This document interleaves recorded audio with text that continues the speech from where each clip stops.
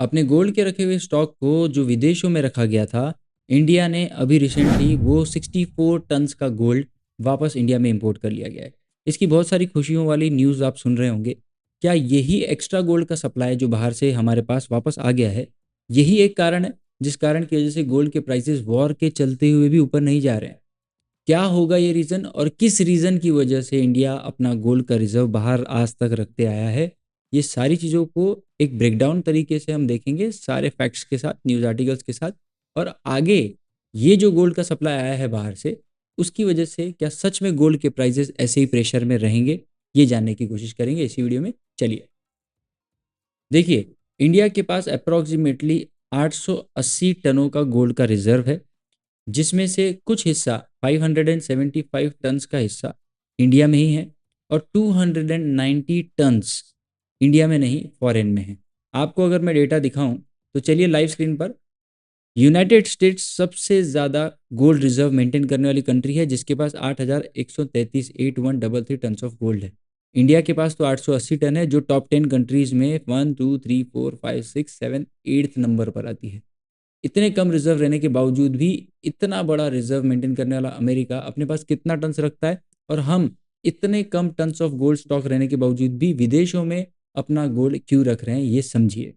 इस news article की अगर देखें तो इस न्यूज़ आर्टिकल में आपको साफ दिख रहा होगा कि इंडिया का ग्लोबल रिजर्व जो है वो बैंक ऑफ इंग्लैंड और bank of international settlements BIS Switzerland में जो है वो वहाँ पर रखा गया है गोल्ड। किस वजह से रखा गया है? ताकि कभी भी किसी इमरजेंसी सिचुएशन में इंडिया को कोई इमरजेंसी ट्रेड या कोई ग्लोबल ट्रांजैक्शन करना रहे तो यहाँ पर बहुत लिक्विडिटी रहती है, आसानी से यहाँ पर खरीदी बिक्री हो सकती है, और इंडिया अपने गोल्ड असेट को बेच के कुछ रियलाइज करना चाहता है तो आसानी से कर सकता है। और पूरी दुनिया का ग्लोबल गोल्ड सिस्टम का अगर कोई एक एपिक सेंटर है, जिस सेंटर से बहुत सारे ट्रांजेक्शन्स पॉसिबल है, तो वो लंदन ही है। प्राइस भी वहीं से ही डिसाइड होता है मोस्ट प्रोबेबली। इसका मतलब ये है कि जो लंदन में है वो सिस्टम के अंदर है। मतलब जब भी आपको कोई ट्रांजेक्शन करना है, ग्लोबल ट्रेड करना है, तो लंदन के अंदर अगर आपके पास गोल्ड रखा हुआ है तो वो एक ऐसे सेंटर के अंदर रखा हुआ है जहां पर कि दुनिया का कोई भी देश आपसे कोई डील करना चाहता है तो लंदन के थ्रू वो डील सेंटर रहने की वजह से इजीली कर सकता है। हाल ही में देखा जाए तो ये गोल्ड जो वापस आ रहा है ये उस कंसिडरेशन की वजह से आ रहा है जो अभी आपको यहाँ लाइव न्यूज़ पे दिखेगा, कि इंडिया ने 100 टन का गोल्ड वापस लाना चाहा है, जिसमें से 64 टन इंडिया फर्स्ट क्वार्टर में ही ला चुका है। 2026 का जो फर्स्ट क्वार्टर है इसमें ला चुका है। टोटल जो इनको लाना है वो है 100 टन ऑफ गोल्ड वापस अपने डोमेस्टिक जगह पर। जियोपॉलिटिकल जो टेंशन चल रही है आप जो देख रहे हो उसके चलते हुए ये एक डिसीजन लिया जा रहा है सिक्योरिटी और कंट्रोल के बेसिस पर। मतलब अगर मुझे RBI को एक डायरेक्ट कंट्रोल चाहिए उस फॉरेन वॉल्ट पे, तो उस सिक्योरिटी के कंसर्न्स अभी बढ़ गए हैं, क्योंकि वॉर में क्या होता है, कई देश जो है ना मिलकर सैंक्शंस लगाते हैं दूसरे देशों पर। तो हमारे पास जो गोल्ड का रिजर्व इंग्लैंड में रखा हुआ है या स्विट्जरलैंड में रखा हुआ है, हो सकता है कि G7 जैसे देशों ने अभी जो रिसेंटली सैंक्शंस लगाए हैं रशिया पर और यूक्रेन पर वॉर के चलते हुए, तो हो सकता है किसी भी कारणवश हमारे देश के वॉल्ट्स पे भी सैंक्शंस लगे या फिर कहीं ना कहीं एक ब्लॉकेड हो जाए, जिससे कि हम वो गोल्ड को यूज़ ना कर सकें, एक्सेस ना कर सकें। कॉस्ट सेविंग भी एक रीज़न हो सकता है जिस रीज़न की वजह से ये गोल्ड को यहाँ शिफ्ट किया जा रहा है, क्योंकि गोल्ड को वहाँ स्टोर करने के लिए काफ़ी सारे चार्जेस, चार्जेस, इंश्योरेंस फीसेस वगैरह भी पे करनी होती है। फ्री में कोई भी आपको अपना गोल्ड किसी वॉल्ट में रखने देगा नहीं। आप लॉकर में भी रखते हो तो भी आपको चार्जेस तो कुछ ना कुछ लगते ही हैं। तो ये सिर्फ इंडिया ही नहीं है जो अपने गोल्ड रिजर्व को बाहर रखता है। जर्मनी, नेदरलैंड, टर्की, ये सारे देश भी अपने गोल्ड रिजर्व्स को फॉरेन वॉल्ट्स में सेफ रखते थे। लेकिन ये सारे देश भी हमारे इंडिया की तरह अपना अपना गोल्ड रिजर्व वापस अपने देशों में लेकर आ रहे हैं।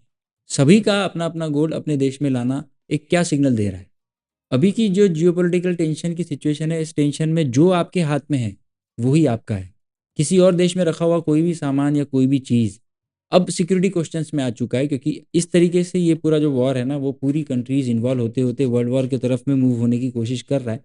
इस वजह से सबसे ज़्यादा एक कंसेप्ट ध्यान दिया जा रहा है कि जो मेरे पास है वही मेरा है। गोल्ड मेरा है लेकिन किसी और देश में पड़ा हुआ है तो मैं उसे अपना बोलने के लिए अभी थोड़ा सा इनसिक्योर फील कर रहा हूँ। देखो, गोल्ड ना एक वेल्थ असेट नहीं है कि बहुत बड़ी पूंजी है, बहुत बड़ी वेल्थ है।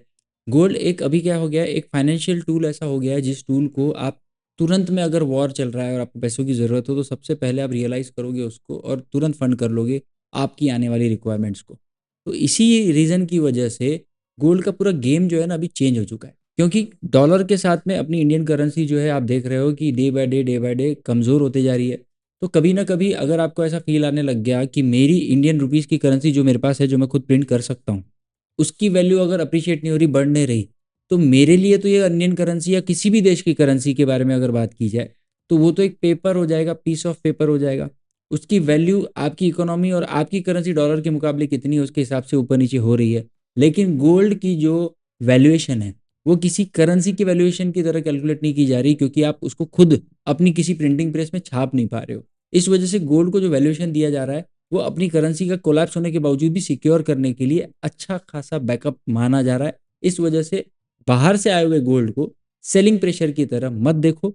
फिलहाल इंडिया ने अपना जो गोल्ड बाहर के रिजर्व्स में रखा हुआ था वो वापस इसलिए लेकर आ रहे हैं ताकि उनको ये जो बाहर जियोपॉलिटिकल टेंशन चल रहे हैं, उस टेंशन में कहीं सैंक्शंस G7 देशों की तरह लग गया तो हमको कहीं भी ऐसा प्रॉब्लम ना हो कि हम उसे एक्सेस ही नहीं कर पाए, जो हमारा ही गोल्ड है वो कहीं फंसा रह जाए। आज हमें किसी चीज़ की ज़रूरत हो तो हम तुरंत में अगर कुछ करना चाहें तो कर सकें, इसलिए उसका लोकेशन वहां से शिफ्ट करके अपने देश में लाया जा रहा है। इसका गोल्ड के प्राइस के प्रेशर से कोई फिलहाल लेना देना नहीं है।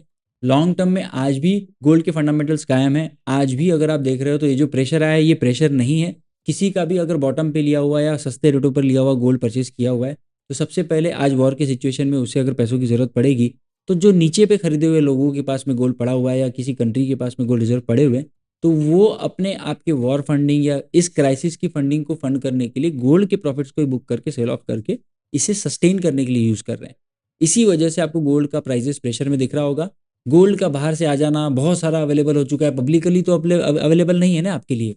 जो भी गोल्ड बाहर से आया है वो वॉल्ट्स में रखने के लिए आया है, कोई मार्केट में नहीं आ गया है कि आपको 10 तोला गोल्ड चाहिए था पहले, तो पहले उतनी डिमांड थी और सप्लाई कम था, अभी बहुत सारा गोल्ड आ गया है तो बहुत सारा गोल्ड आने की वजह से प्रेशर आ रहा है। ऐसा कुछ नहीं है। ये जो गोल्ड रिजर्व है ये सिर्फ लोकेशन शिफ्ट हुआ है आपके बाहर के देशों से अपने देश पे, ना कि किसी मार्केट में आ गया एक्स्ट्रा सप्लाई ऑफ गोल्ड ताकि लोग सस्ते में गोल्ड बेचना चालू कर देंगे। ठीक है, तो ये बात को ध्यान में रखिए और ऐसे ही अवेयरनेस वाले वीडियोस को देखने के लिए लाइक शेयर सब्सक्राइब करके जरूर बने रहिए।